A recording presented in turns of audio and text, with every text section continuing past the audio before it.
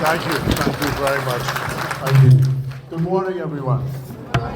And a special welcome and good morning and greeting to the public officials of the school, including the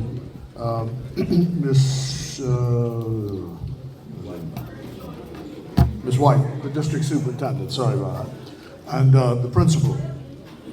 And of course, the members of the school board and PTA who are here, the parents and students. And this is a really special occasion, and I want to start off by congratulating all of you on being the successes that you are, and to encourage all of you who are looking on to continue to move toward that goal, to be as successful as these students are. You can do it. Everyone can do it. I am a former president of a student council. I was president of the student council of St. Augustine's College, elected in June 1969, long time ago, and served until I graduated in 1970 from St. Augustine's, right down the street. And Melanie Griffin, you may know that name, former minister of the government, was a student in what we call then Form 1. Form 1 is the equivalent of grade 7 today. And she always reminded me all the time we served in cabinet that the first vote she cast in her life was to vote for me for student council president in St. Augustine's in 1969. So every time I got elected to office, I would blame her. I said, "You're responsible because you started it." I want to mention another colleague though today who sadly passed away this morning. His name is Philip Galanis. Passed away early this morning. And I mention him in connection with this because he was my successor as student council president at St. Augustine's. So I guess in June of 1970, he was elected president of the student council of St. Augustine's. And I remember he and I sitting in my home in Collins Avenue, talking about what the plans would be for the future as president of the student council. Now, why do I mention that to all of you? Because one of the points I always make when I come to a gathering like this is to let you know that you today can live to be 90 years of age. I'll say it again. Most of you in this school today can live to be 90 years of age. When I was born in 1953, a male child in the Bahamas had a life expectancy at birth of 50 years of age. So that means today I've exceeded that by 21 years. And that's by good health care, management of your life so that you don't get in fights and kill yourself when you're 15, 16, or 17. Stay out of road traffic accidents, and you can make it. You can live to be 90 years of age. And I want you to be able to try and reach that goal so you can look back on days like this and remember the great joy it was to have all of your family and friends here supporting you on this happy day. And I'll tell you, you have many more happy days to come. Many more happy days to come. More happy days than sad days. In terms of our national heroes, I happen to also be now the chair of the Advisory Committee on National Honors.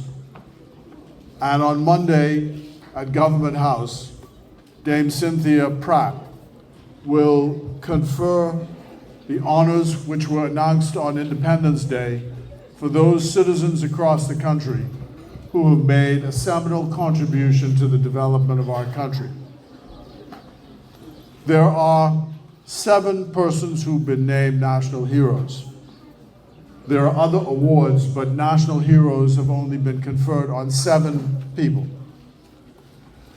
One is Doris Johnson, one is Lyndon Pindling, one is Cecil Wallace Whitfield, another is Roland Simonet, Randall Fox, and Milo Butler.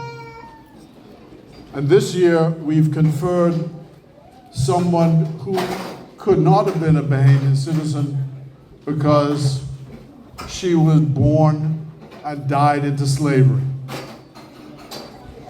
Her name was Poor Black Kate.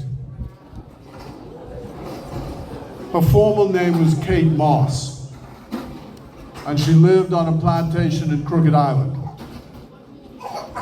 And when the British were making the decisions to end slavery, she became a cause célèbre because in the Bahamas, she was beaten to death by her slave masters because she refused to carry out instructions which they commanded her to do. In one instance, they rubbed pepper in her eyes while she was kept in what was called the stockade, which is they lock you in a stockade with your arms in the stockade and your neck, so you can't move for the entire day. And she ended up dying. And the slave owners were charged with her death and sentenced to a term of imprisonment. The local establishment of the day opposed sentencing them to jail terms or taking them to court at all, and wanted them set free. The case went all the way up to the Privy Council in the UK, and the sentence was affirmed, but was less than 2 months in jail.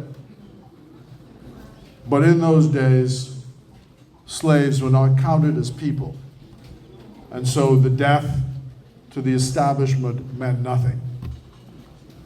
We felt, as a committee, that we should honor in her passing poor Black Kate. And so she joins the list of people who are heroes of the Commonwealth of the Bahamas as of Monday, which is 3 days from now. So I say that again because, as the district superintendent was saying, I'm a fan of history. And I want all of you, because you're making history today, to remember all of these events, to remember all the people who made it possible for you to be here today, particularly your parents. And today, go home and thank them for the sacrifices which they made. Thank all of your teachers. Mrs. Miller, who's going to speak in a couple of minutes, told us that she was amongst the first graduates of this school.